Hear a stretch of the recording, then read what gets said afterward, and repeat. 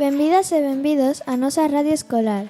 Hoxe abrimos os micrófonos para celebrar as Letras Galegas 2026, unha homenaxe moi especial dedicada a Begoña Caamaño, xornalista, escritora e unha grande defensora da nosa lingua e da cultura galega.